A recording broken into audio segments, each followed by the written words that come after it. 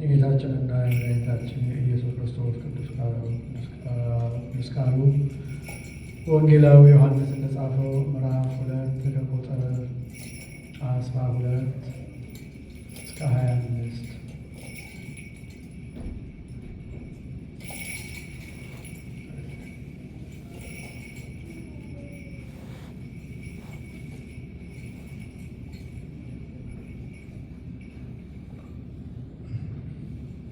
ከዚህም በኋላ ከእናቱና ከወንድሞቹ ከደቀ መዛሙርቱ ጋር ወደ ቅፍርናሆም ወረደ።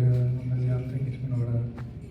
የአይሁድ ፋሲካ ቀርቦ ነበር። ኢየሱስም ወደ ኢየሩሳሌም ወጣ።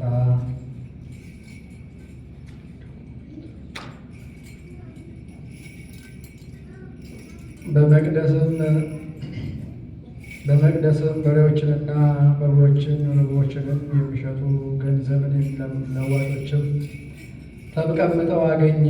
የገመድም ጅራፍ አበጅቶ ሁሉንም በጎችንም በሬዎችንም ከመቅደሱ አወጣቸው። የለዋጮችንም ገንዘብ አፈሰሰ፣ ገመዶቻቸውንም ገለበጠ። ርግብ ሻጮችንም ይህን ከዚህ ውሰዱ፣ የአባቴ ቤት የንግድ ቤት አታድርጉት አላቸው። ደቀ መዛሙርቱም የቤት ቅናት ይበላኛል ተብሎ እንደተጻፈ አሰቡ። ስለዚህ አይሁድ መልሰው ይህን ስለምታደርግ ምን ምልክት ታሳየናለህ አሉት።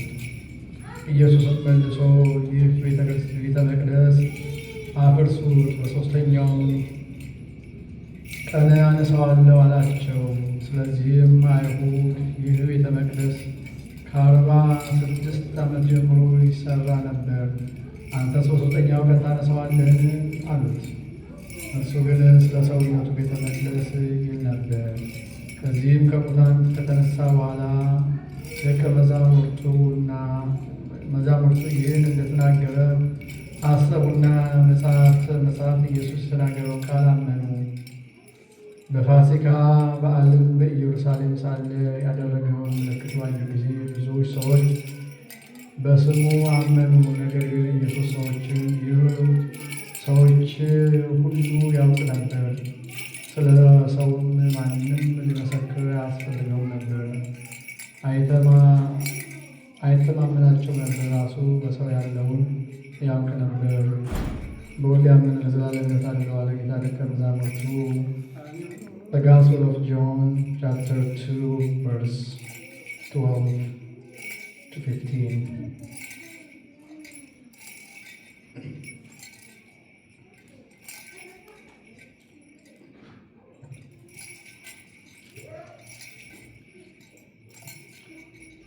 The Gospel of John, chapter 2, verse 12 to 25.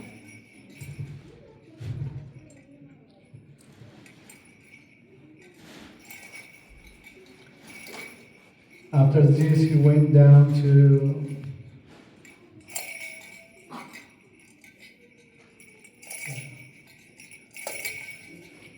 now the Passover of the Jew was, and Jesus went up to Jerusalem, and he found at the temple those who sold oxen and sheep and dove, and the money exchangers doing business.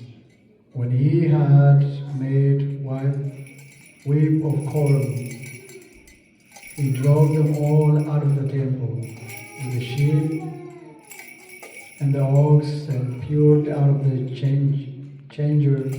money and overturned the table.